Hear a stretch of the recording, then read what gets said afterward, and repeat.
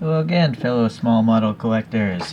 A challenge has come up. I was watching a Red Room Diecast channel, and he introduced me to a new channel who set up the challenge. The channel is called Nitro Speed. So both of these are in my subscriptions. So if you want to check out some other, people's ways of collecting and other types of models, check those channels out. But the challenge was station wagons and panels. I don't know if that meant panel vans, so I'm excluding vans. I'm just sticking to cars that are, station wagons. So these two models we have here, this dark blue one is by Mini GT, and I put on some alloy wheels by a brand called Word C, because I don't like the wheels that Audi designed. And so I think these Word C ones work pretty well.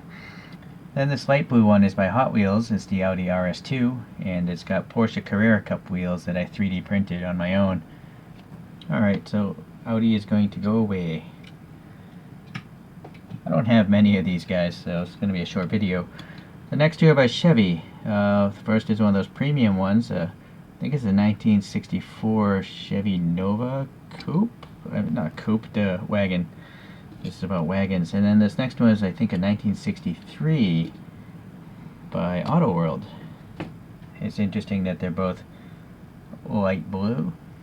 Oh, the Hot Wheels one, I 3D printed my own hubcaps in this instance.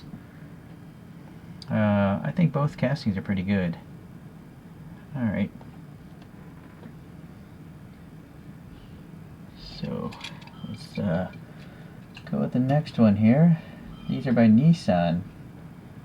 So I have this dark blue one. It's a Datsun 510 wagon, or I think it's technically a Nissan Bluebird wagon. And then this red, white, and blue one is a Skyline wagon, the Hakosuka Skyline wagon. So both of these are quite nice. They both have colorful interiors, different colored dashboards versus the seats. The Skyline at least has plastic lights front and back, but the 510 only has front clear headlights, but the taillights are actually painted. Alright, but I still like both of them. Alright, next to come up is a Plymouth, and this is by Greenlight. Very attractive green that they did there. I don't really like the painted on headlights. The taillights don't bother me so much, but just those stark white headlights really bothers me. I really wish they standardized on clear plastic headlights.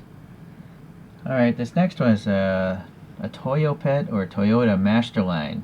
It's from 1960. Just gonna let these both spin up here since the platform's big enough. And this one is by TLV. And another great model by those guys. It's got gray seats and cream colored trunk on the inside, and then it has plastic headlights and plastic taillights. Yeah, so pretty neat. Alright, this next one is a Volvo, one of those fast wagon deals, the Amazon wagon, and I 3D printed my own hubcaps for that one. And then this one is the 850, and I 3D printed some like overlapping shard wheels, so stuff that could never really be manufactured in a traditional sense. And I'm going to try to jam this one in here. It's a Tarmac Works version of the 850, the T5R.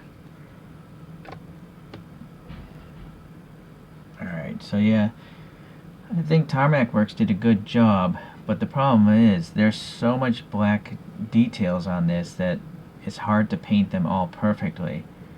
So be mindful if you get this model, there's a good chance some part of it won't be perfect, whether the door handle or maybe the little molding, it might not be printed perfectly. It's just a really difficult model to make.